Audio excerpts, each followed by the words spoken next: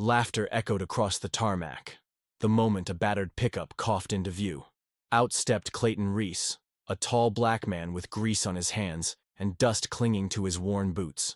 Heads turned behind the airport's polished glass. Suits leaned in, and smirks passed between manicured hands. He was called to save a billionaire's grounded jet. Nobody believed he would even touch it, let alone fix it. From inside the lounge, Delaney Carter watched silently. The owner of the jet. The woman who, in just a few minutes, would walk out into the open air, stop everything, and ask the one question no one expected. Before we dive in, hit that like button and tell us where you're watching from. Your support helps us bring you more stories that matter. Now, let's begin.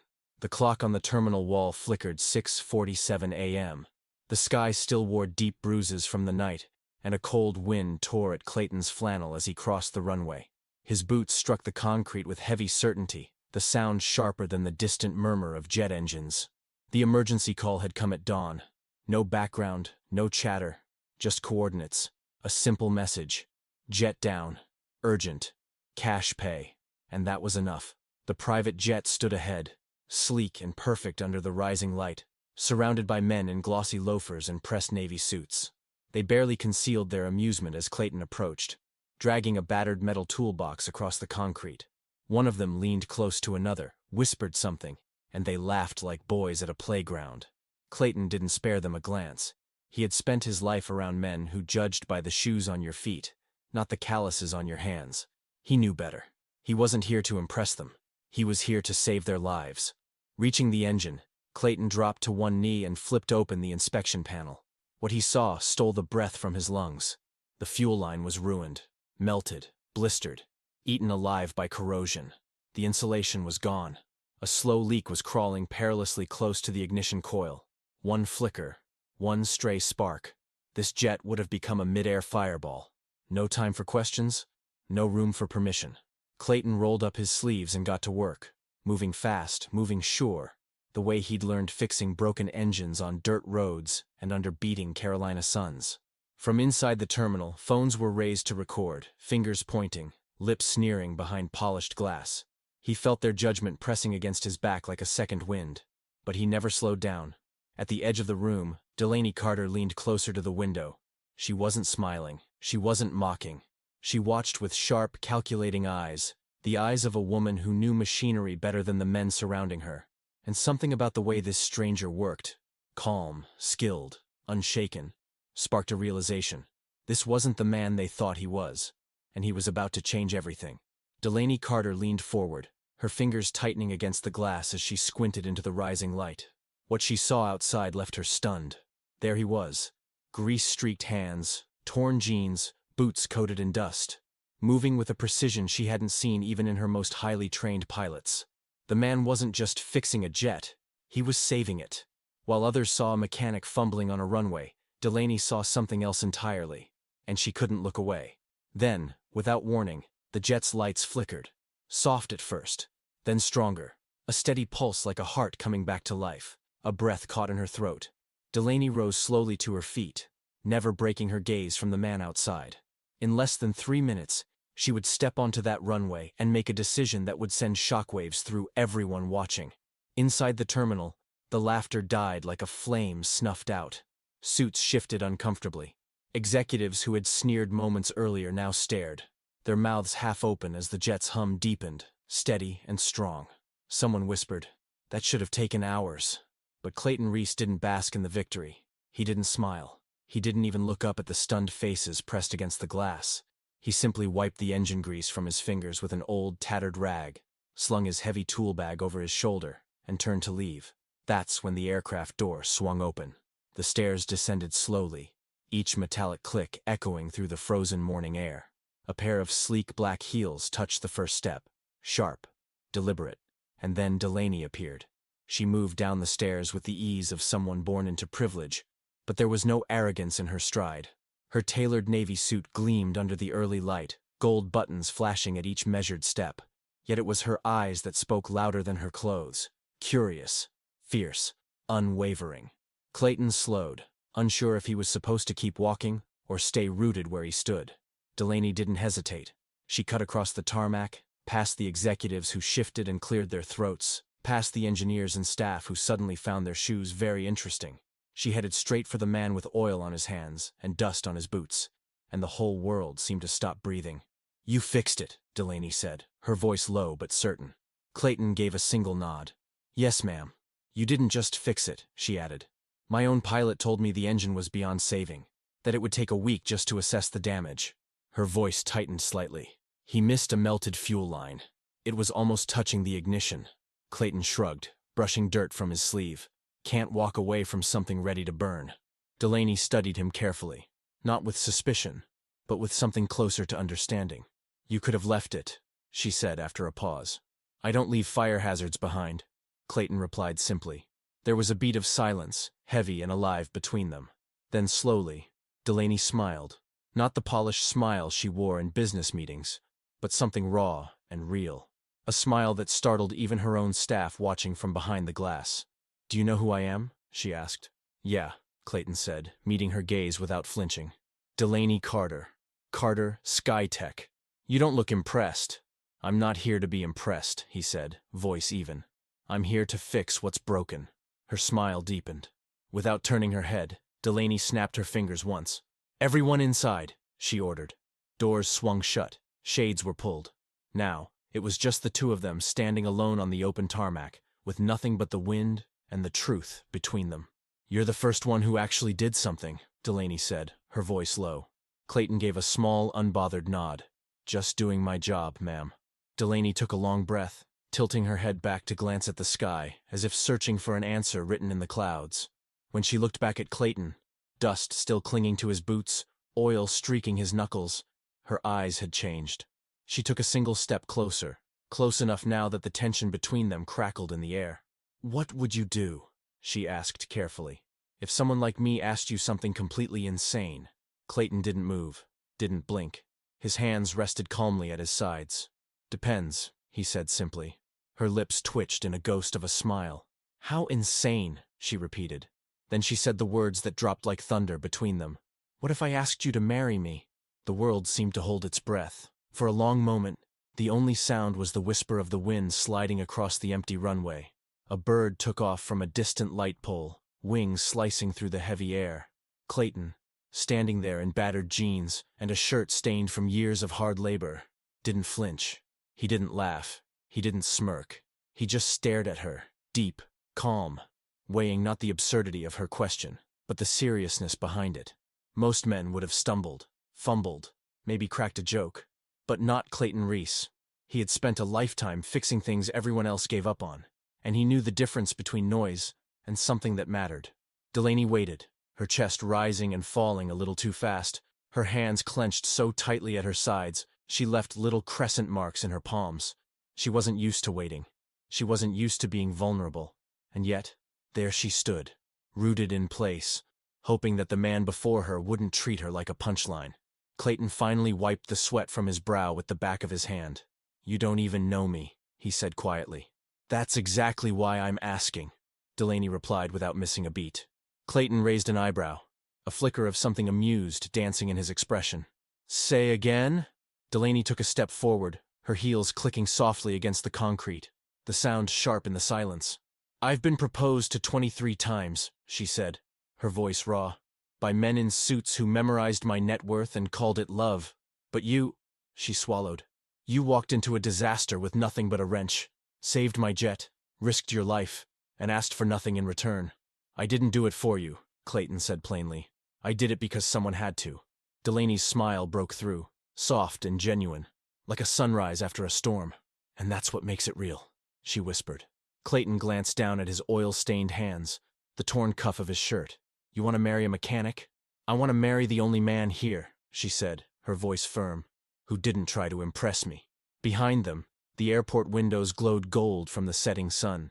Inside, curious eyes pressed against the glass, whispers spreading like fire across the crowd.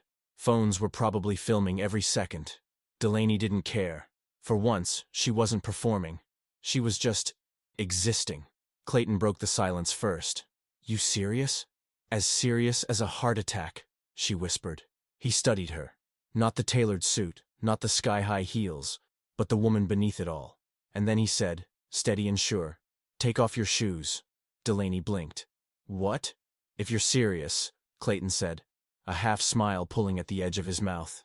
"Then lose the heels. Walk with me, 5 minutes. No names, no headlines, just 2 people on the same ground." For a single heartbeat, Delaney hesitated. Then she kicked off one heel, then the other. Barefoot on the warm tarmac, Delaney Carter, the billionaire queen of the skies, followed a grease-stained mechanic into the fading sunset. They walked past the gleaming jet, slipping through the growing shadows of a staff too stunned to move. Delaney didn't ask where he was leading her. She simply matched his pace, step for steady step, her bare feet silent against the warm tarmac. Clayton led her to the far end of the airfield, where the real world faded into forgotten corners. There, tucked between rusting fences and crumbling concrete, stood an old hangar, weather-beaten, tired, stubborn. He pulled open the heavy door with a low groan and motioned her inside. Delaney stepped through, and stopped. It wasn't what she expected. There were no gleaming engines, no half-built planes, just a battered folding table, a crooked chair, and walls covered in old black-and-white photographs. Snapshots of men in work boots and overalls, standing proudly beside battered planes. In one photo, a young black boy grinned up at an older man, their smiles mirror images. "My father built his life-fixing machines," Clayton said quietly behind her. "Planes that other men said were too broken to fly. I watched him bring them back, piece by stubborn piece." He stepped deeper into the hangar, his voice carrying a soft reverence. "When he passed, I kept this place. Didn't bother turning the lights back on. Dreams don't run on electricity," he said, smiling faintly. "They run on grit." Delaney turned slowly, taking it all in. The faded pictures, the cracked floor, the weight of real dreams stacked like ghosts around them. "You know," Clayton said, wiping his hands on an old rag, "every man you've met probably wanted your empire." He looked at her then. "No fear, no games. I don't care about all that. If you're offering something real, don't expect fireworks and champagne. Expect scraped knuckles, midnight repairs, and dinners on toolboxes." Delaney's smile was slow, deliberate, and unguarded. "That sounds perfect." And for the first time, Clayton smiled back, not out of charm or courtesy, but because he believed her. Outside, the wind picked up, rattling the rusted doors. But inside the hangar, it was still and sacred. The next morning, sunlight poured through the broken windows like molten gold. Delaney sat cross-legged on the cool concrete floor, wrapped in one of Clayton's oversized flannel shirts, sipping coffee from a chipped mug. Her designer dress lay folded neatly beside her, forgotten. In that fragile light, she didn't look like a billionaire. She looked like a woman who had finally exhaled. Across from her, Clayton leaned against the wall, lazily twisting a wrench in his hands. "You really stayed," he said without looking up. "I said I would," Delaney answered softly. "Most would have called a driver by now, found the nearest 5-star suite." She smiled into her mug. "I already know what 5 stars feel like," she murmured. Then, with a soft chuckle, added, "I wanted to find out what 5 a.m. with you feels like." Clayton laughed under his breath, shaking his head. "Well, it smells like grease, comes with black coffee, and you'll freeze your toes off." She raised her mug in a playful toast. "Here's to cold feet then." Outside, the world had not paused. News alerts flashed. Security footage leaked. Reporters speculated about a missing billionaire who had vanished without warning. Whispers spread like fire. A barefoot woman. A mechanic covered in oil. A mystery unfolding at the edge of the sky. Evelyn Carter watched the chaos unfold with a kind of quiet satisfaction. She remembered birthdays missed, fake laughter at empty parties, and smiles Delaney had worn like armor. But today, something different was happening. Today, for the first time, Delaney wasn't performing. She was choosing herself. Evelyn sipped her tea slowly, hiding a rare smile behind her cup. Meanwhile, at the far end of the airfield, Delaney and Clayton worked side by side under the open sky. Their hands stained with grease, shirts streaked with oil. They focused on restoring an old Cessna that had been gathering dust in the hangar for years. Not a single word about companies. No mentions of stocks, brands, or shareholder meetings. Only easy banter, quiet laughter, and stolen glances when they thought the other wasn't looking. Delaney's hands, once used only to sign multi-million-dollar deals, were now roughened with dirt and calluses, and she loved it more than she ever loved a boardroom. But peace never lasted long. By late afternoon, A sleek black SUV pulled up near the gate, dust swirling behind its tires. Clayton noticed first, stiffening instinctively. Delaney followed his gaze and immediately recognized the man stepping out. Jason Pennington, her longtime advisor, her family's polished enforcer. Jason approached with the practiced grace of someone used to courtrooms and crisis meetings, his tailored suit sharp even in the heavy heat. "Miss Carter," he said, smoothing a frown into a polite smile. "Thank God you're all right." Delaney wiped her hands on a rag and raised an eyebrow. "Jason," she said evenly, "what brings you here? You missed your scheduled departure. The board is in a panic. Media outlets are circling like vultures. Investors are ready to revolt." He smiled thinly. "I'm here to bring you back to reality." She gave a slow, polite smile of her own. "You mean your version of it?" Jason's gaze slid to Clayton, sizing him up with a single dismissive glance. "And who is this?" he asked, his voice dripping false curiosity. Clayton stepped forward, unfazed. "Just the guy who kept her plane from blowing up," he said casually. Jason forced a brittle chuckle. "Right. And now you think that earns you a place beside her?" Delaney's smile vanished. Her voice, when she spoke, was soft, but razor-sharp. "I don't need anyone's permission to decide who stands with me." Jason tried again, a note of desperation creeping into his tone. "There are investors watching, Delaney. Cameras everywhere. You are a Carter." "No!" She cut him off, her words slicing the air cleanly. "I'm Delaney, and for the first time, I'm going to live like it." Jason opened his mouth, but no words came. He stepped back, helpless. Delaney turned to Clayton and extended her hand. "Come with me," she said simply. "Where to?" he asked. "To show the world I'm not ashamed," she replied, "of the only person who saw me before the brand." Clayton hesitated for just a heartbeat. Then he reached out and took her hand. Together, they walked toward the hangar doors. Outside, the sun blazed over the runway, reporters scrambling as the doors swung open. Cameras flashed like fireworks. Shouts rang out. Questions flew through the air like arrows. Delaney Carter didn't flinch. No makeup, no diamonds, only a mechanic's roughened hand in hers, and the truth shining from her face. At a distance, Jason watched from behind the tinted glass of his SUV, his hands clenching the steering wheel, his face twisted in disbelief. He had spent years building a perfect public image for Delaney. In a matter of minutes, she had shattered it and built something real in its place. "This is reckless," Jason's voice echoed in her memory, the last desperate warning he had thrown at her over the phone. "You can't throw your future away! Not for some mechanic!" But Delaney hadn't answered his frantic calls. She didn't need to. She already knew what Jason feared. It wasn't losing her fortune. It was losing control over her. They had spent years crafting a flawless empire together. Polished boardrooms, perfect headlines. And in one breath, Delaney realized it had never truly been hers. She had been building a future she never wanted. It was time to stop living someone else's dream. Clayton stood beside her, his rough hands still streaked with grease, his clothes smelling of oil and sun-baked earth. He wasn't rich. He didn't have connections. He didn't drive a shiny car or wear a gold watch, but none of that mattered anymore, because Clayton had never wanted her for her name or her billions. He simply saw her, the real her. And for the first time in her life, that was enough. The media roared around them, cameras flashing, reporters shouting questions. But Delaney didn't hear them. All she felt was the quiet certainty blooming in her chest as she squeezed Clayton's hand. Her heart wasn't racing with fear. It was soaring with something she hadn't felt in decades: freedom. They walked side by side toward the waiting jet, their pace steady, unhurried, unbreakable. As they reached the bottom of the stairs, Clayton paused, glancing at her. "You sure about this?" he asked softly, the question barely carried by the wind.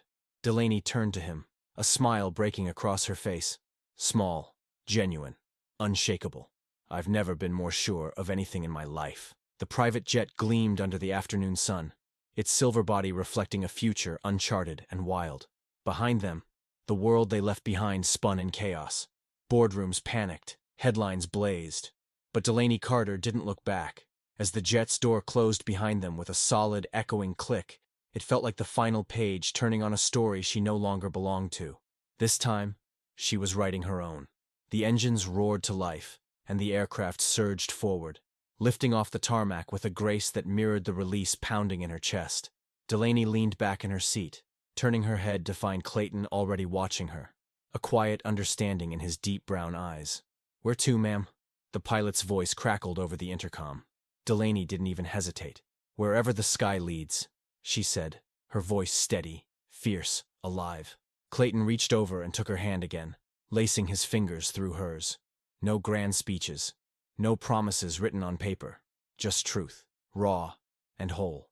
She didn't need the crown they tried to place on her head.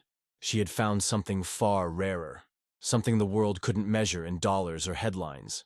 She had found happiness, and it was just the beginning.